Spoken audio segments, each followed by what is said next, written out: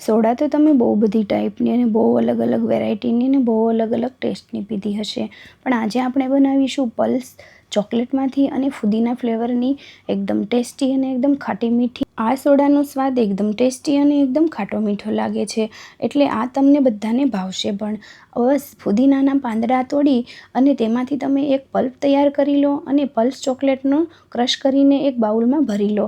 પછી આ બંનેને તમે સ્ટોર કરીને લાંબા સમય સુધી રાખી શકો છો અને પછી તમારે જ્યારે સોડા તૈયાર કરવી હોય ત્યારે એડ કરી અને સોડા તૈયાર કરી શકો છો. તો સૌપ્રથમ મેં અહીંયા લઈ લીધો છે ફુદીનો. ફુદીનાને સારી રીતે સાફ કરીને ધોઈ લેવાનો છે.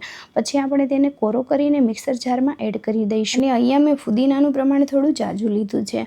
હવે ફુદીનો એડ કર્યા પછી આપણે તેની અંદર 3 ટીસ્પૂન જેટલી વરિયાળી એડ કરી દઈશું અને પછી એની અંદર સંચળ પાવડર જે મેં 1 ટીસ્પૂન ભરીને એડ કર્યો છે. સ્વાદ પ્રમાણે મીઠું અને એક આખા લીંબુનો રસ આની અંદર એડ કરવાનો છે. ફુદીનાના પાન જો થોડા ઝાઝા લીધા હોય અને તમે આ બધાની ક્વોન્ટિટી વધારવા માંગતા હો તો વરિયાળી 2 ટીસ્પૂન લઈ શકો છો અને મીઠું સ્વાદ અનુસાર અને લીંબુ તમે એની અંદર 3 એડ કરી શકો છો. પછી થોડું પાણી એડ કરીને આપણે સારું એવું પલ્પ તૈયાર કરી લઈશું. હવે આપણે આને ક્રશ કરી લઈએ. ફુદીનાની ફ્લેવરને લીધે આ સોડા એકદમ ટેસ્ટી અને એકદમ સરસ લાગે છે. અહીંયા મેં ફુદીનાને ક્રશ કરીને આનો પલ્પ તૈયાર કરી લીધો છે. બસ આવો જ પલ્પ આપણે તૈયાર કરવાનો છે, ના તો બહુ ઘાટો કે ના બહુ પાતળો, બસ આવી જ રીતે આની થિકનેસ રાખવાની છે. હવે આપણે તેને એક બોટલની અંદર એડ કરી દઈએ. આ પલ્પને તમે ફ્રીજમાં રાખીને સ્ટોર કરી શકો છો. લાંબા સમય સુધી આ પલ્પ સારું રહેશે. અને આ સાઈડ મેં લઈ લીધી છે પલ્સ ચોકલેટ. પલ્સ ચોકલેટ સિવાય તમને કોઈ લેમન ફ્લેવરની કે કોઈ બીજી ચોકલેટ એડ કરવી હોય એ પણ આની અંદર એડ કરી શકો છો. પણ એ વાતનું ધ્યાન રાખવું કે ચોકલેટને ક્રશ કર્યા પછી પાવડર બનતો હોય એ જ પાવડરનો તમે આ સોડાની અંદર યુઝ કરી શકો છો. એવી જ ચોકલેટ લેવી કે જેનો પાવડર બની શકે. અને અહીંયા મેં પલ્સ ચોકલેટને મિક્સર જારમાં એડ કરી દીધી છે અને હવે આપણે તેને ક્રશ કરી લઈશું. ક્રશ કર્યા પછી એનો એક પાવડર તૈયાર કરી દઈશું. અને તમે અહીંયા જોઈ શકો છો કે પલ્સ ચોકલેટમાંથી મારો આ પાવડર પણ રેડી થઈ ગયો છે. અને આ બધા પાવડરને હવે આપણે કાચની બોટલમાં ભરી દઈશું. અને આ પાવડરને ફ્રીજમાં નથી રાખવાનો. આ પાવડર બહાર જ સારો રહેશે.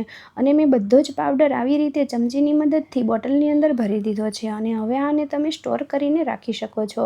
પલ્સ પાવડરનો પાવડર પણ રેડી થઈ ગયો છે અને ફુદીના ફ્લેવરનું પાણી પણ રેડી થઈ ગયું છે. આ બંનેને તમે સ્ટોર કરીને જ્યારે તમને સોડા બનાવવાનું મન થાય ફુદીના ફ્લેવરનું કે પલ્સ ચોકલેટનું, ત્યારે તમે આને 1-1 ચમચી એડ કરી સોડા એડ કરીને તૈયાર કરી શકો છો. તો ચાલો હવે તમને બતાવી દઉં કે સોડા કેવી રીતે તૈયાર કરવી.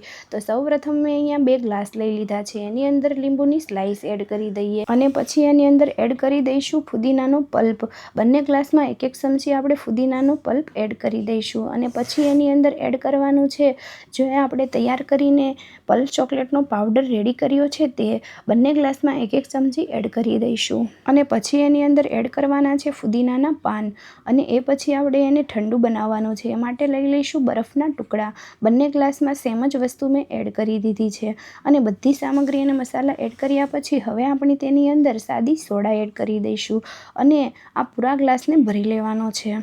બંને ગ્લાસમાં સોડા એડ કર્યા પછી હવે આપણે તેને મિક્સ કરી દઈશું અને મિક્સ કર્યા પછી તેને સર્વ કરી દેવાની છે. એકદમ ઠંડી ઠંડી રિફ્રેશિંગ આપણી પલ્સ ચોકલેટ અને ફુદીના ફ્લેવરની સોડા રેડી થઈ જશે.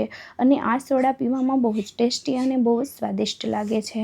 અને તમે આ બંને વસ્તુને સ્ટોર કરી અને રાખી શકો છો. અને જ્યારે પણ તમારે પીવાનું મન થાય ત્યારે ગ્લાસમાં એડ કરી અને તમે સોડા એડ કરી પી શકો છો. પલ્સ ચોકલેટનો પાવડર રેડી હશે અને ફુદીના ફ્લેવરનો પલ્પ પણ રેડી હશે તો આ સોડા બનાવવામાં એકદમ આસાની થશે. એટલા માટે આ બંને વસ્તુને સ્ટોર કરીને રાખો અને આ ઉનાળામાં જ્યારે પણ ઠંડુ પીવાનું મન થાય ત્યારે ઠંડી ઠંડી આ સોડા બનાવીને પી શકો છો. ફુદીના ફ્લેવર અને પલ્સ ચોકલેટની આ ખાટી મીઠી અને ટેસ્ટી એવી ઠંડી ઠંડી સોડા રેડી છે.